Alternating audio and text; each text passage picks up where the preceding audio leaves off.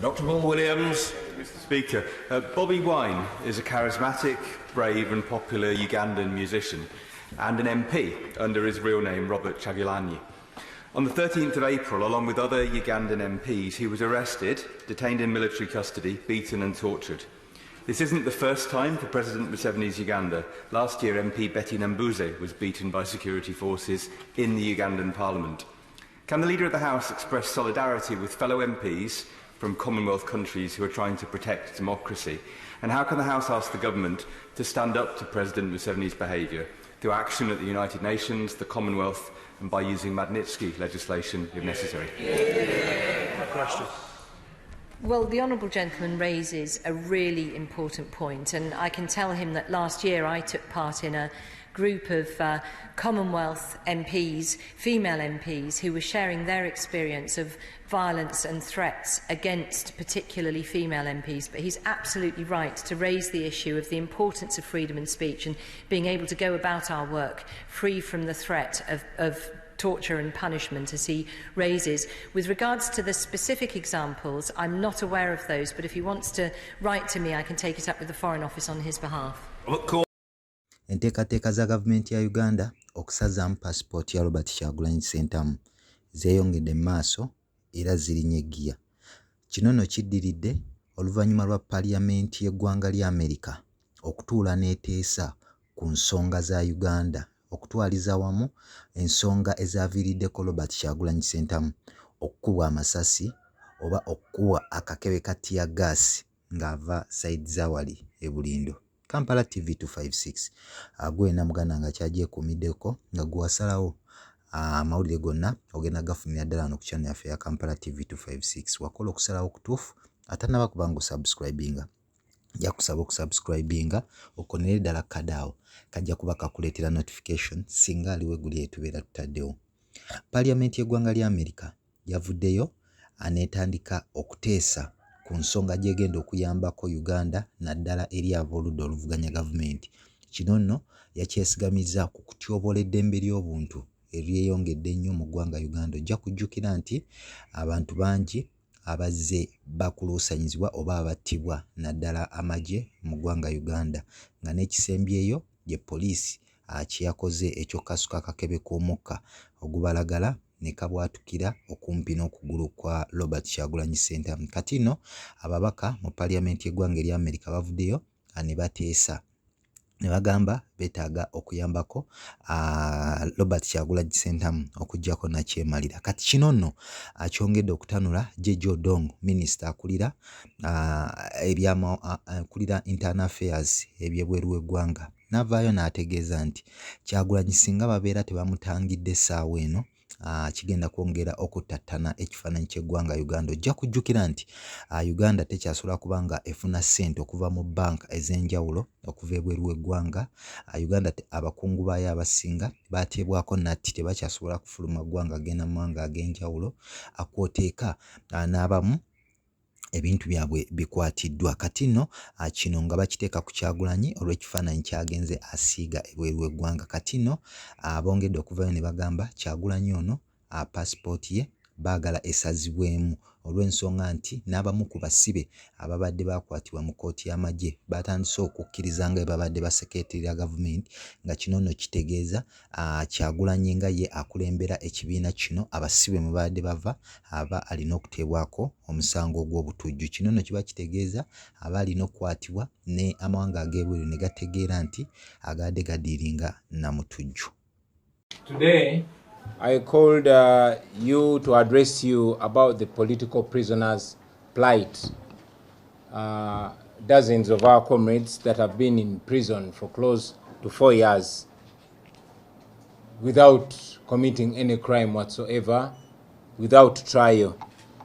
And as we've been saying, that these comrades are innocent. They did not commit any crime whatsoever, because if they had committed any crime, the state would have adduced evidence by now and convicted them. But for close to 4 years, there has not been any evidence adduced against them. They have not been tried, but just held illegally in detention. Many times like we've been communicating to you time and again, many times regime agents have been visiting them in prison and trying to convince them and eventually coerced them to change their stand. They've always been going with one message to them in prison: plead guilty or rot in jail. They went as far as reaching out to their relatives and asking them to convince their loved ones, their sons, their daughters, their husbands, their wives, to commit crime, to plead guilty to crimes that they never committed. Many times they went to Chitalia, they went to Luzira with one general message: plead guilty or rot in jail. And as you know, these comrades have been coming to court after more than 56 court appearances. There was nothing going on.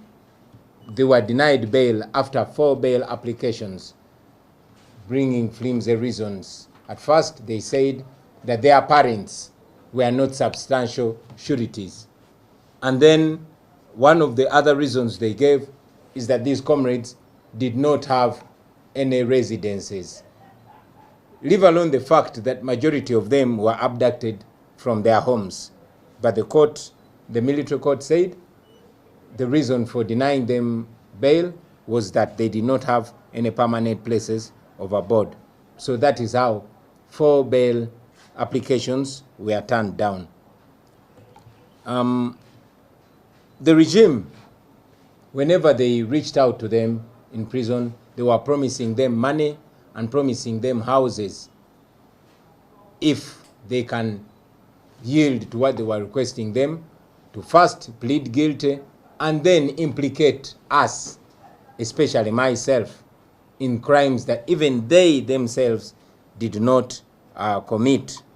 The regime was always straightforward to them, telling them that the only thing that could save them from jail is to defect and start working for General Museveni and tell lies against us constantly. The regime went ahead to even deny us access to these, our comrades. But other people like Balam and others were always accessing them. But whenever, and you saw, we were always putting it on social media. Many times we went to visit them and we were denied access to them. So after all that back and forth in court, after frustrating the bail applications, the regime finally succeeded in breaking the backs of some of these, our comrades. So out of desperation, 6 of our comrades in Chitalia wrote to the military court asking to withdraw the NUP lawyers and saying that they want to be represented by UPDF lawyers. I visited them about a week ago in Chitalia, and after speaking to them, some of them recalled their decision, while others told us that they were coerced, but they were changing their mind about selling out. Yesterday, you saw 3 of our comrades from Luzira pleaded guilty. Among them was Mwanguzi Paul, was Obilai Siraj, and Mugaza Joseph. They changed their long-held stand of not guilty because they were not guilty. This time they changed their stand and said they are guilty. Even the famous Sanya Nudin Kakoza, who was always standing up firmly and challenging his illegal detention, yesterday, unfortunately, was backbroken. When some of our comrades spoke to him a while ago, he said that he was being reached out to by regime agents, and we were told that yesterday he actually was speaking in court and was saying that we lied to him, we misled him into committing any crime, although he did not mention any particular crime. But we understand that out of desperation and out of too much pressure from regime people, this happened. Now, interestingly, this happened when our lawyers were blocked out of court, when journalists were blocked out of court. The military court said that this case was going to be heard without any cameras, but as you noticed, a wonderful figure was there. And us, and even lawyers, were blocked from witnessing what was going on in court. Being a military court, of course, there's no element of human rights. All they want is to procure their interest from these people. They want to avoid future lawsuits because they know that when these comrades come out, they can sue the state for malicious prosecution.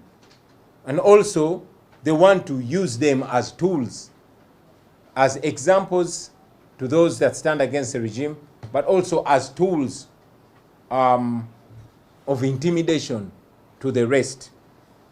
We are here to castigate that, to condemn that, because these are things that we've been warning against our people. Of course, we sympathize with these political prisoners.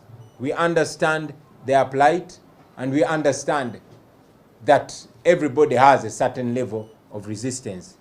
Probably some of these comrades could not resist beyond 3 or 4 years in prison, and that's how they sold out.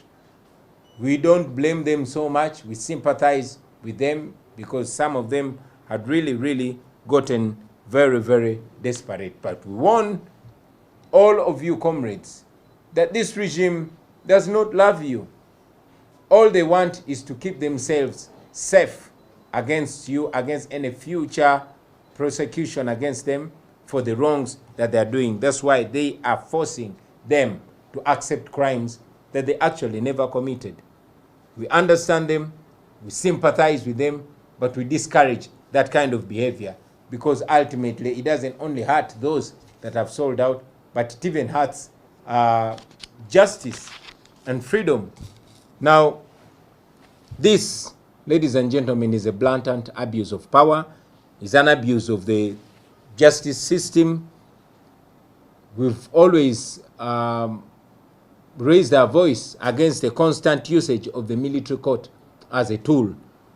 The Supreme Court itself, we have been mentioning, and we continue to say that the Supreme Court has refused up to now to pronounce itself. It has refused to uphold a decision of the Constitutional Court which declared that trying civilians in military courts is unconstitutional and should be stopped. That was in the case of Kabaziguruka. But up to now, the Supreme Court has not pronounced itself because, as you know, the justice system is only a shadow of itself, and the justice system now is an injustice system, for lack of a better word. The civilians are constantly being tried in military courts. Now Museveni is using the military court as a weapon against his political opponents. We condemn that, but we can only expose them for now. We can only call out the Supreme Court to stop being complacent and being part of the oppression, to be a court worth its name and pronounce itself against the trial of civilians in military courts. I thought it was important to communicate this, ladies and gentlemen. We stay firm, we stand firm, and we continue to stand with those, our comrades, who are innocent and are being held illegally in jails and also being tried in military courts.